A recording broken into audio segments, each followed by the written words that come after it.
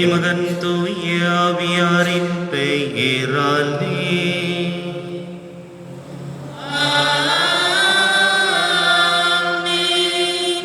நம் ஆண்டவராகிய இயேசு கிறிஸ்துவின் அருளும் கடவுளின் அன்பும் தூய ஆவியாரின் நட்புறவும் உங்கள் அனைவரோடும் இருப்பதாக.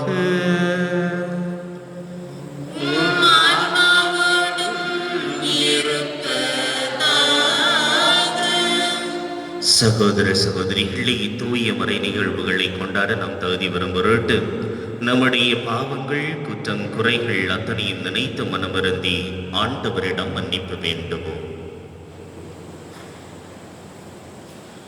எல்லாம் இறைவனிடமும் சகோதர சகோதரிகளை உங்களிடம் நான் பாவியை ஏற்றுக்கொள்கின்றேன். என் சிந்தனையாலும் சொல்லாலும் செயலாலும் கடமையில் தவறியதாலும் பாவங்கள் பல செய்தேன். என் பாவமே என் பெரும்பாவமே.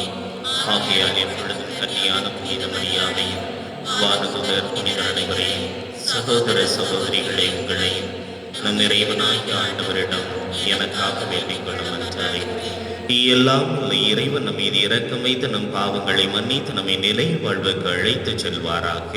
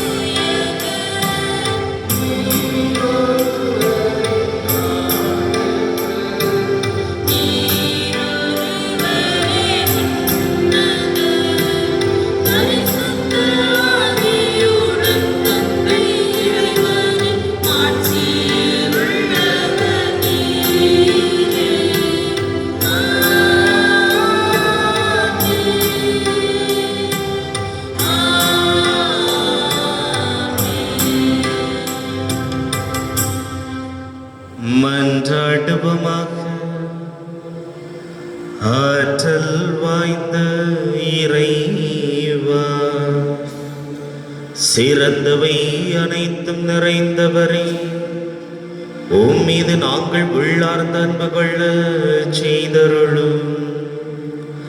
அதனால் எங்களது சமயப்பற்றை வளர்த்து நன்மைகளை பெருக செய்து நீர் எங்களில் கருத்துடன் உருவாக்கியதை பராமரித்து காத்தருள்வீராக. உமோடு தூயாவின் ஒன்றிப்பில் இறைவனாய் என்றென்றும் வாழ்ந்து ஆட்சி செய்கின்ற எங்கள் ஆண்டவரும் உம் திருமகனுமாகி இயேசு கிறிஸ்து வழியாக உம்மை மன்றாடுகின்றோம்.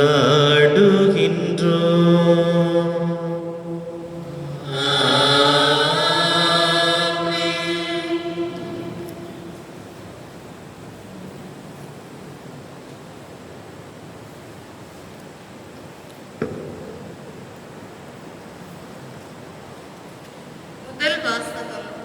ஆண்டவரின் வாக்கு என்னை பழிச்சொல்லுக்கும் நகைப்புக்கும் ஆளாக்கியது. இறைவாக்கினர் எரேமியா நூலிலிருந்து வாசகம்.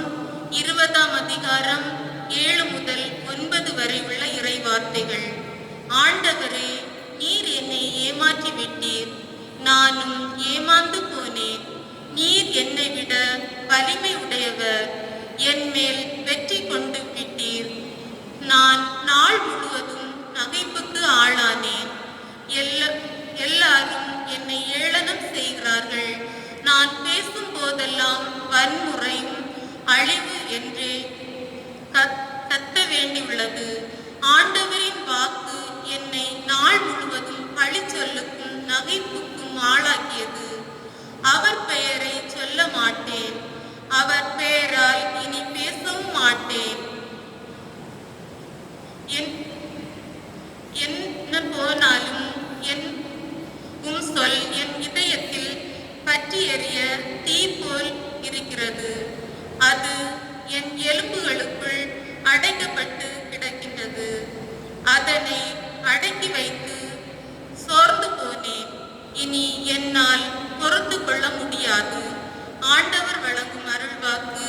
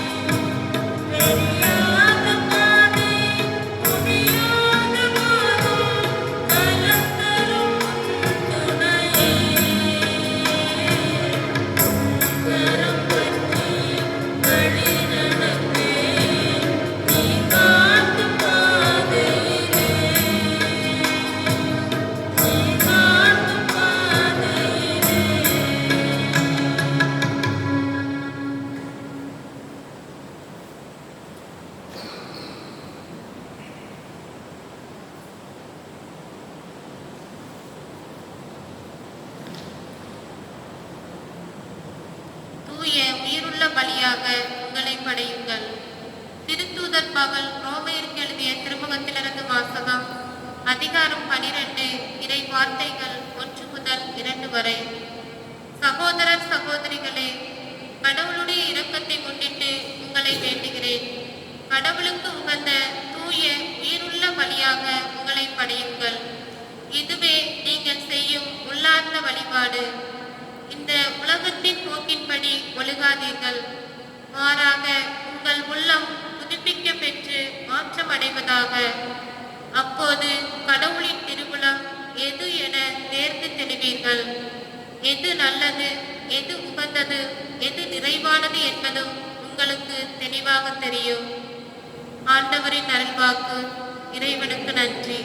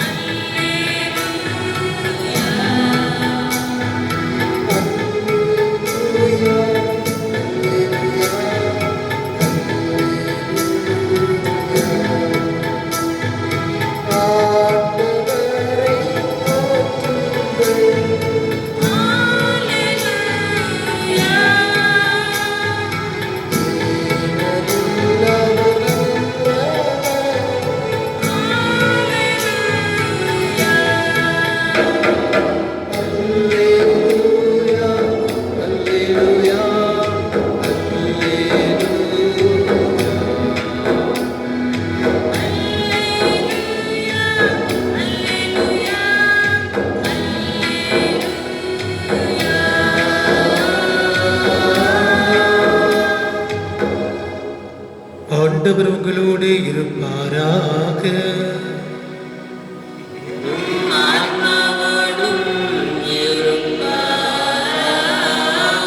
மத்தேயு எழுதிய தூய நற்செய்தியிலிருந்து வாசகம்.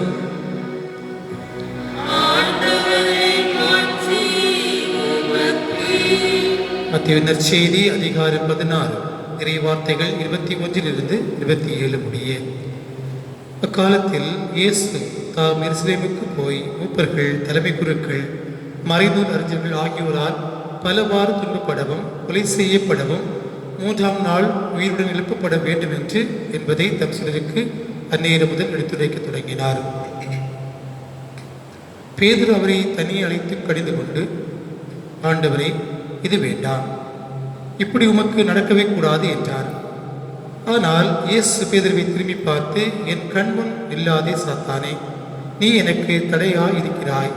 ஏனெனில் நீ கடவுளுக்கு ஏற்றவை பற்றி எண்ணாமல் மனிதருக்கு ஏற்றவை பற்றியே எண்ணுகிறாய் என்றார். பின்பு இயேசு தம் சிலரை பார்த்து, என்னை பின்பற்ற விரும்பும் எவரும் தன்னலம் துறந்து தம் சிலுவையை தூக்கிக் கொண்டு என்னை பின்பற்றட்டும். ஏனெனில் தம் உயிரை காத்துக்கொள்ள விரும்பும் எவரும் அதை இழந்து விடுவர். மாறாக என் பொருட்டு தம்மையை அழித்துக் கொள்கிற எவரும் வாழ்வடைவர். மனிதர் உலகம் முழுவதையும் ஆதாயமாக்கி கொண்டாலும் தம் வாழ்வை இழப்பாரெனில் அவருக்கு கிடைக்கும் பயன் என்ன? அவர் தம் வாழ்வுக்கு ஈடாக எதை கொடுப்பார்? மானிட மகன் தம் தந்தையின் மாட்சியோடு தம் வானதூதர்களுடன் வரப்போகிறார். அப்பொழுது ஒவ்வொருவருக்கும் அவரவர் செயலுக்கேற்ப கைமாறளிப்பார் என்று கூறினார். ஆண்டவரின் அருள்வாக்கு.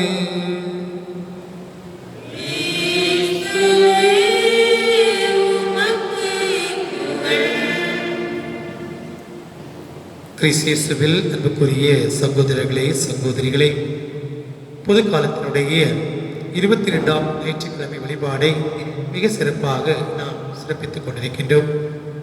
இந்த அருமையான நாளிலே இன்று வாசிக்கப்பட்ட இன்றைய 3 வாசகங்களையும் பார்க்கின்ற போது, மனிதன் தனக்கு வரக்கூடிய துன்பங்களை சுய ஆய்வோடு சிந்தித்து செயல்படுத்தினான் என்று சொன்னால் அவனுடைய வாழ்வு சிறுக்கு ஊட்டக்கூடிய, மெருகு ஊட்டக்கூடிய ஒரு வாழ்வாக மாறும் என்பதை மிக அருமையாக இன்றைய வாசகங்கள் நமக்கு எடுத்துக் கூறுவதை பார்க்கிறோம்.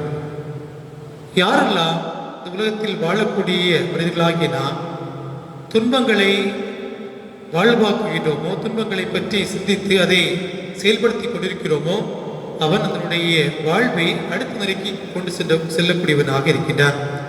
துன்பங்களை கண்டு துவண்டு போகின்ற போது நிச்சயமாக மனிதனுடைய வாழ்வு ஏதோ ஒன்றை இழந்தது போல, அடுத்த கட்டத்திற்கு செல்ல முடியாத ஒரு சூழ்நிலையில் இருப்பது போல நமக்கு மாறுவதை நாம் பார்க்கின்றோம். ஆனால் இது சாதாரண துன்பம். இந்த துன்பம் கடவுளால் நமக்கு கொடுக்கப்பட்டிருக்கிறது. இதை நான் வெற்றியோடு நான் முறியடிப்பேன் என்று சொல்லக்கூடிய மனிதன் நிச்சயமாக வாழ்விலே அடுத்த நிலைக்கு கடந்து செல்லக்கூடிய மனிதனாக இருக்கின்றான். உதாரணமாக துன்பங்களை பார்க்கின்ற போது பலவிதமான துன்பங்கள் உண்டு.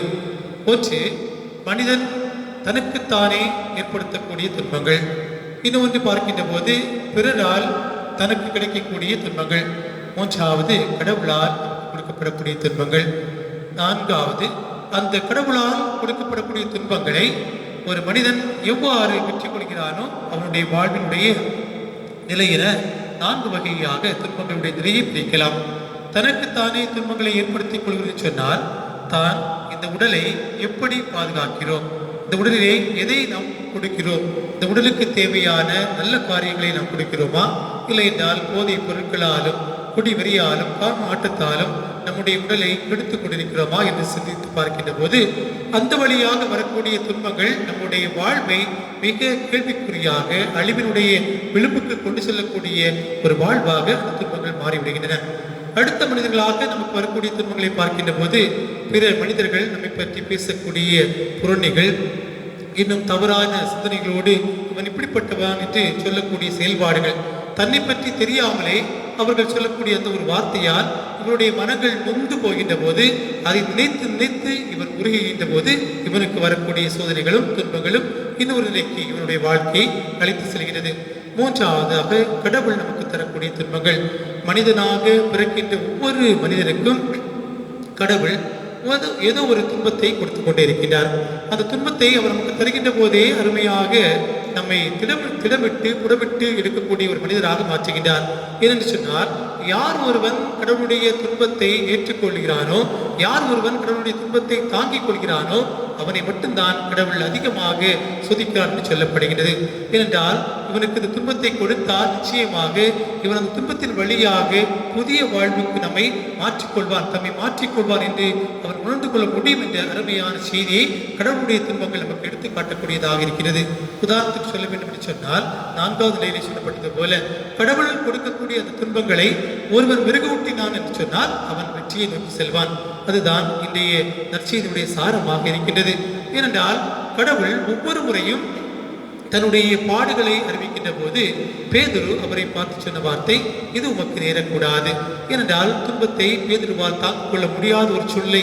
ஆனால் அந்த பேதுருவுக்கு கடவுள் கொடுக்கக்கூடிய ஒவ்வொரு நிலைப்பாடையும் அவர் தன்னுடைய வாழ்வாக மாற்றிக்கொள்கின்ற போது பேதுரு இன்னும் ஆண்டவரை அதிகமாக அன்பு செய்யக்கூடிய மனிதராக இருக்கின்றான்.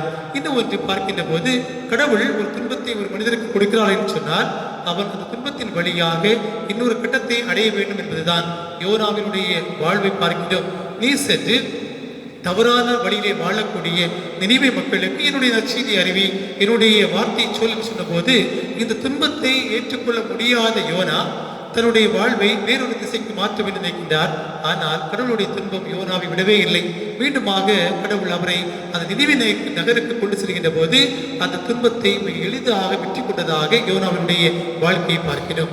ஆக ஒவ்வொரு மனிதனும் தனக்கு வரக்கூடிய துன்பங்களை கண்டு துவண்டு பயந்து போகாமல் நாம் நிலைப்பாடோடு நல்ல சிந்தனையோடு ஏறெடுத்து முன்னெடுத்து செல்கின்ற போது நிச்சயமாக வெற்றி பெறக்கூடிய மனிதராக இருக்கின்றோம். அன்புக்குரியவர்களே, இந்த நாளிலே எரேமியாவுடைய முதல் வாசகத்தை பார்க்கின்ற போது எரேமியா வாசகத்தின் 20ஆம் அதிகாரத்தை அருமையாக சொல்லப்படுகிறது. நானோ ஆண்டவருடைய வார்த்தையாலும் அவருடைய அன்பினாலும் மயங்கி போய்விட்டேன் என்று அவர் புலம்பி தழுகிறார். காரணம் என்று சொன்னால் ஆண்டவர் அவரை அழைக்கின்ற போது நான் உன்னுடைய தாயின் கருவிலை உன்னை தேர்ந்தெடுத்தேன் என்று சொல்லி அருமையான வாழ்க்கைக்கு அழைக்கின்றார். ஆனால் எரேமியாவுடைய பாடுகள், துன்பங்கள், சோதனைகளை அவர் ஏற்றுக்கொள்ள முடியாத போது அழுது புலம்பக்கூடிய ஒரு செய்தி தான் இந்த முதல் வாசகம். ஆனால் அழுதாலும் கடவுள் கொடுத்த துன்பத்தை மிக அருமையாக வெற்றியோடு முடிக்கக்கூடிய மனிதராக எரேமியா மாறுவதை பார்க்கிறோம். ஆக நம்முடைய வாழ்க்கையில் கிறிஸ்தவர்களாக வாழக்கூடிய நாம் தன்னுடைய சிலுவையை தானே சுமந்து செல்கின்ற போது, தனக்கு வரக்கூடிய துன்பங்களை தானே முன்னெடுத்து செல்கின்ற போது கிறிஸ்துவனுடைய வாழ்வை வாழ்வாக்க முடியும். இந்த வாசிக்கப்பட்ட நற்செய்தி வாசகத்துடைய சாரங்கள் எத்தனையோ புனிதர்களை புதிய வாழ்வுக்கு கொண்டு சென்றிருக்கிறது. ஒருவர் உலகமெல்லாம் தனதாக்கி கொண்டாலும் ஆன்மாவை இழக்கின்ற போது என்ன பயன் என்று சொல்லக்கூடிய அந்த வார்த்தை மனிதனுடைய வாழ்வில், குறிப்பாக புனிதர்களுடைய வாழ்வில் தனக்கு வரக்கூடிய துன்பங்களால் ஆன்மாவை ஒருபோதும் அழிய விடாமல் பாதுகாக்க வேண்டும் என்று நினைத்துதான் அவர்கள் வாழ்ந்தார்கள். ஆக நாமும் துன்பங்களால் சோர்ந்து போகாமல் இறைவனுடைய அன்பையும் அவருடைய பராமரிப்பையும் காணக்கூடிய மக்களாக, இறைவனை பின்பற்றக்கூடிய மக்களாக, தன்னல துறக்கக்கூடிய மக்களாக வாழ்வதற்கான ஆசீர்வாதத்தை கேட்போம். இறைவன் நம்மை தூய வழிபொருட்களாக நம்மை மாற்றுவாராக. ஆமீன். எழுந்திருச்சு நம்முடைய விசுவாசத்தை அறிக்கையிடுவோம்.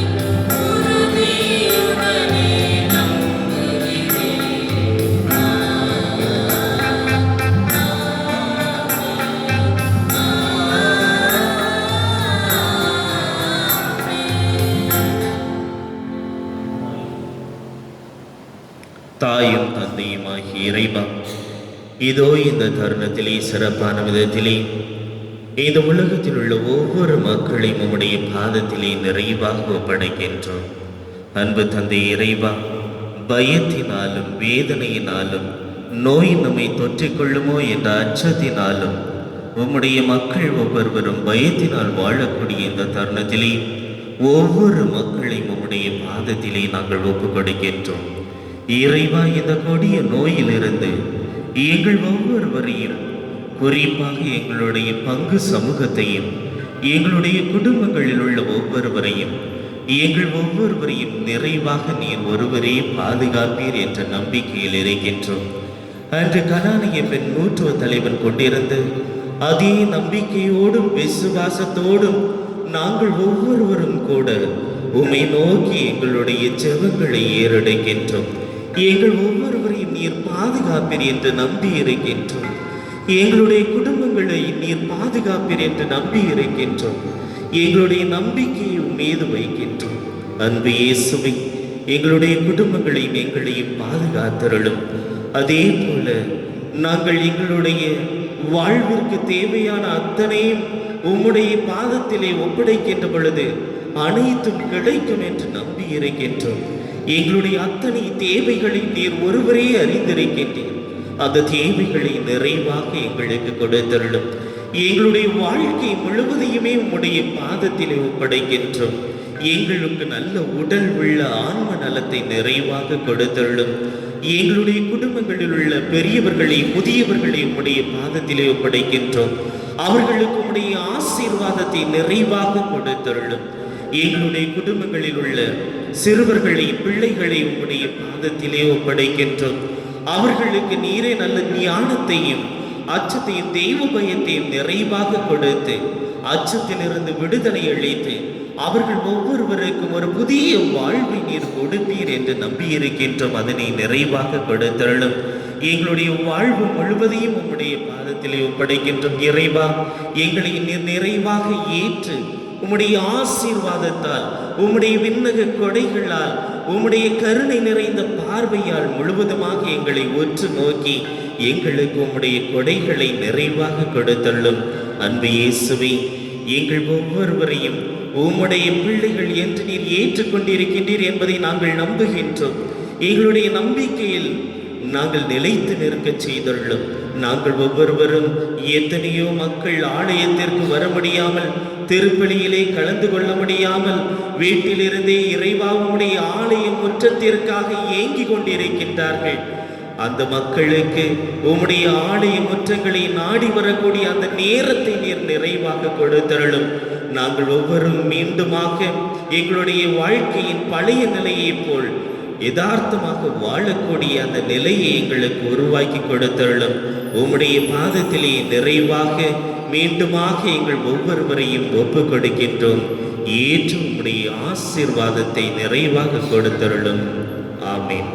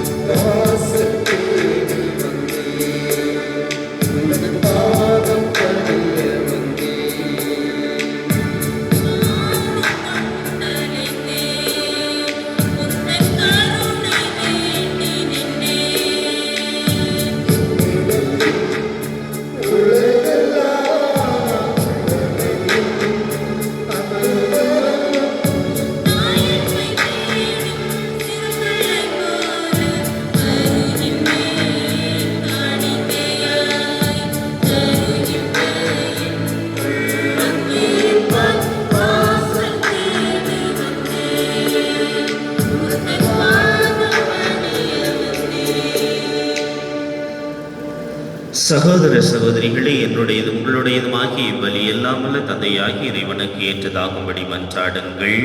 ஆண்டவர் நமது பேரின் புகழ்ச்சிக்காகவும் ஆட்சிக்காகவும் நமது நன்மைக்காகவும் புனித திராவை அனைத்து நலனுக்காகவும் உமது கையிலிருந்து இவ்வழியை ஏற்றுக்கொள்வாராக.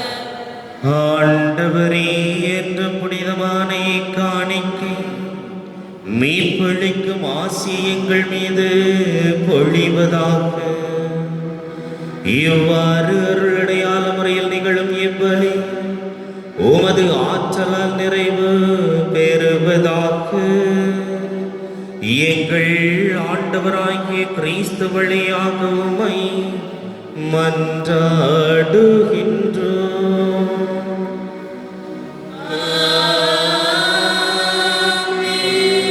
ஆண்டவர் உங்களோடு இருப்பாராக.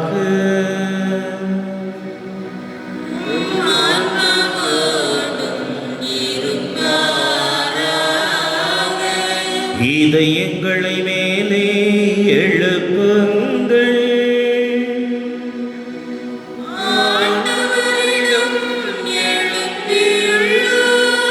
நம் இறைவனாகிய ஆண்டவருக்கு நன்றி பாடுவோம்.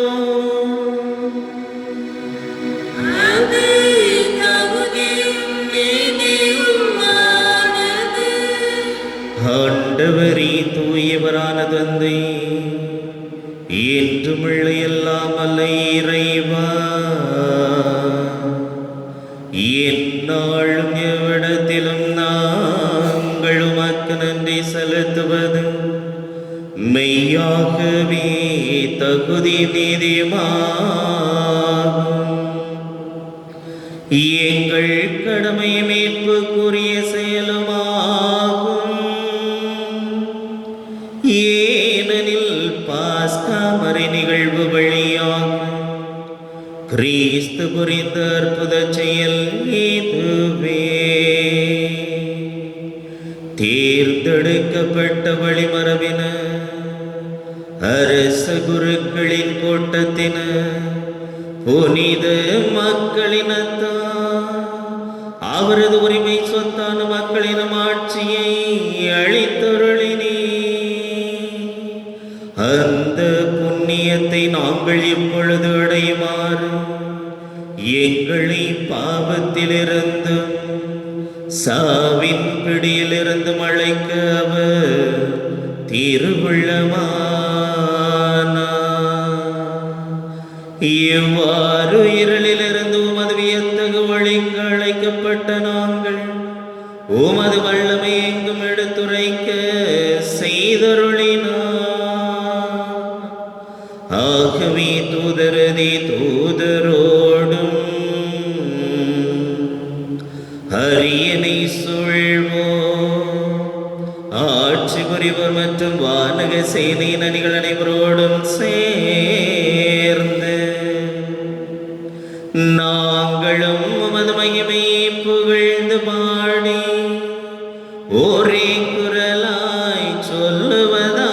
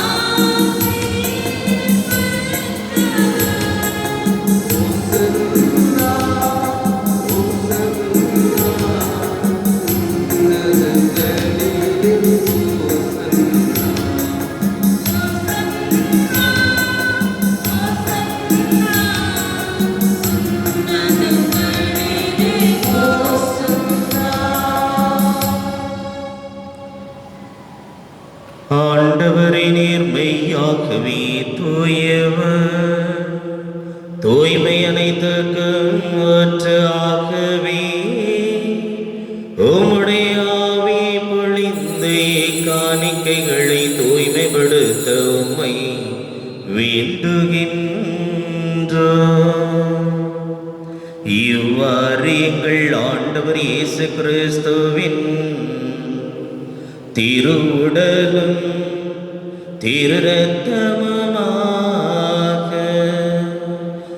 எங்களுக்கு இவை மாறுவனவாக.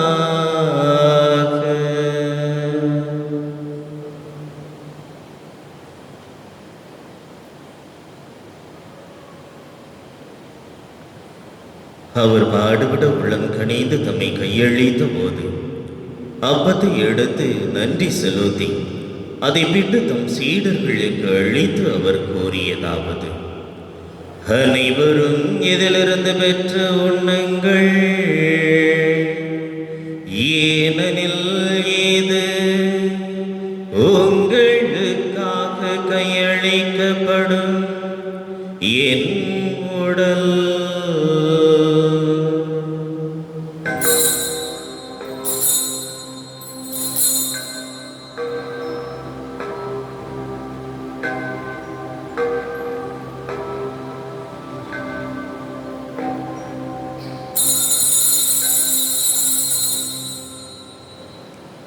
அவனுமே இரவு விருந்தை அருந்தியபின் கிண்ணத்தையும் எடுத்து மீண்டும் உமக்கு நன்றி கூறி தம் சீடர்களுக்கு அளித்து அவர் கூறியதாவது: அனைவரும் இதிலிருந்து பெற்று பருகுங்கள், ஏனெனில் இது புதிய நிலையான உடன்படிக்கைக்குரிய என் இரத்தத்தின் கிண்ணம். இது பாவ மன்னிப்புக்கென்று உங்களுக்காகவும் பலருக்காகவும் சிந்தப்படும். இதை என் நினைவாக செய்யுங்கள்.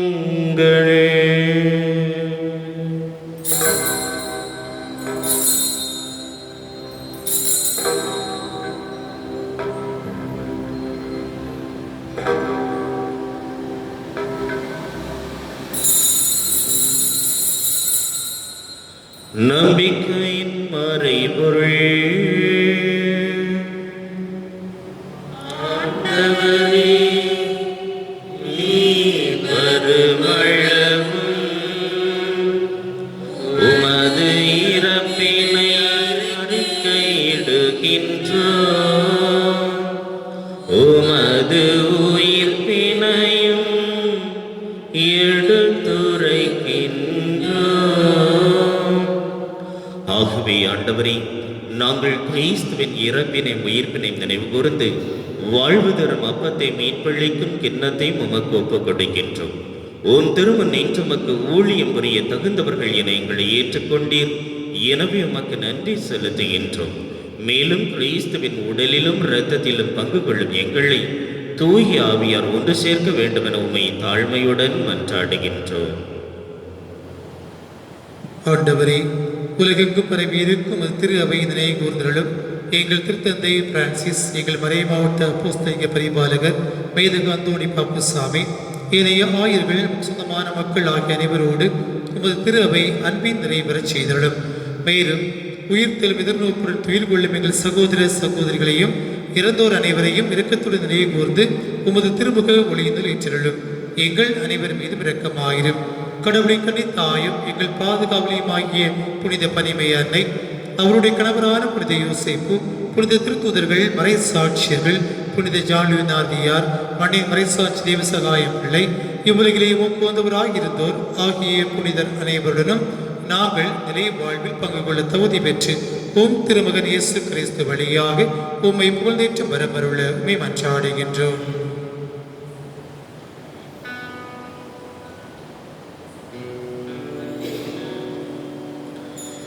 இவர் வழியாக இவரோடு இவரில் எல்லாம் வல்ல இறைவனாகிய தந்தையே, தூய ஆவியாரின் ஒன்றைப்பில் எல்லா புகழும் மாட்சியும் என்றென்றும் உமக்கு உரியதே.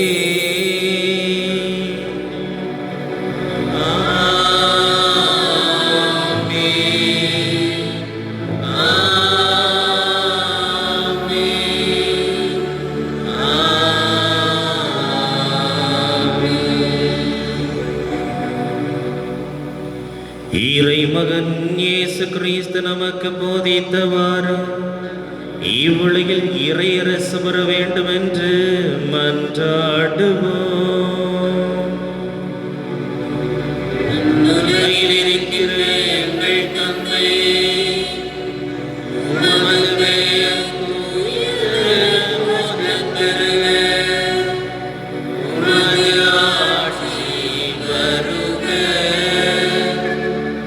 உமது திருவுளம் விண்ணுலகில் நிறைவேறுவது போல மண்ணுலகிலும் நிறைவேறுக. எங்கள் அன்றாட உணவை இன்று எங்களுக்கு தாரும். எங்களுக்கு எதிராக குற்றம் செய்தோரை நாங்கள் மன்னிப்பது போல எங்கள் குற்றங்களை மன்னியும்.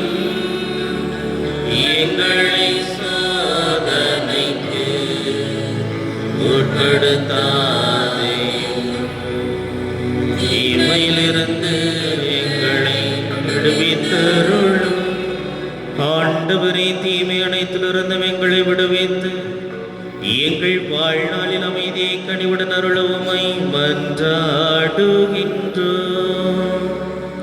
உமது இரக்கத்தின் உதவியால் நாங்கள் பாவத்திலிருந்து எப்போதும் விடுதலை பெற்று யாதொரு கலக்கமுமின்றி நலமாயிருப்போமாக. நாங்கள் எதிர்நோக்கி இருக்கும் பேரின்பத்துக்காகவும் எம் மீட்பராகிய இயேசு கிறிஸ்துவின் வருகைக்காகவும் காத்திருக்கின்றோம். ஏனெனில் ஆட்சியும் வல்லமையும் மாட்சியும் என்றென்றும் உமதே. ஆண்டவர் இயேசு கிறிஸ்துவே, அமைதியை உங்களுக்கு விட்டுச் செல்லுகின்றேன். என் அமைதி உங்களுக்கு அளிக்கின்றேன் என்றும் திருத்தூதர்களுக்கு மொழிந்தீரே.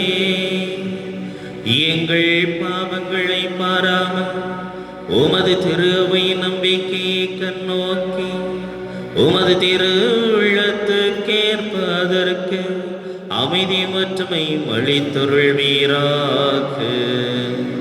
இதென்று வாழ்ந்து ஆட்சி செய்கின்றவர் நீரே.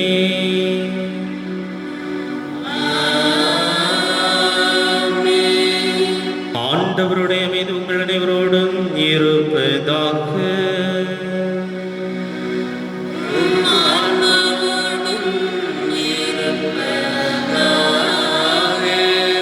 ஒருவருக்கொருவர் அமைதியை அறிவித்து மகிழ்வோம்.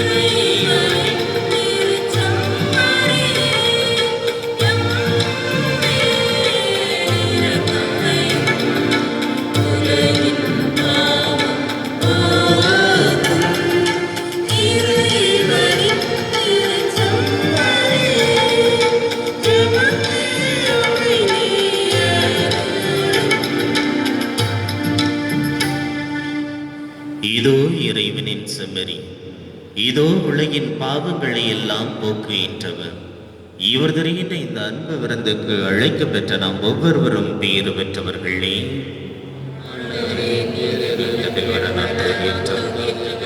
ஆனால் ஒரு வார்த்தை மட்டும் சொல்லியது எனது ஆன்மா.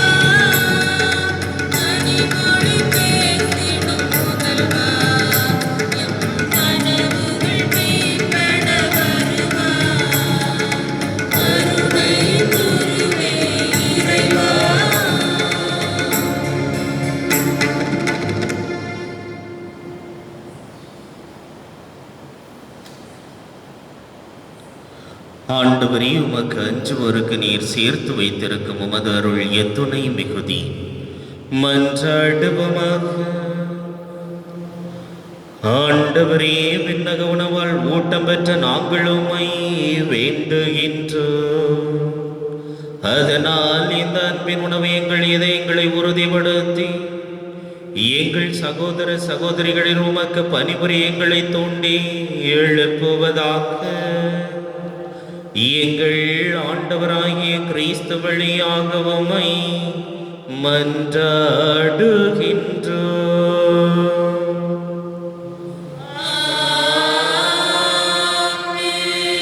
ஆண்டவர் உங்களோடு இருப்பாராக.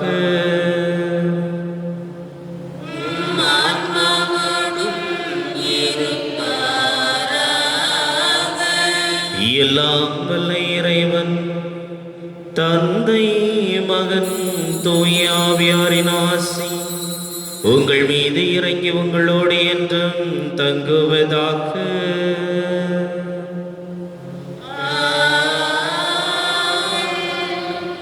கிறிஸ்துவின் சாட்சிகளாக மாறி வாழ சென்று வாருங்கள். வாழ்வின் வழி தொடர்கின்றது.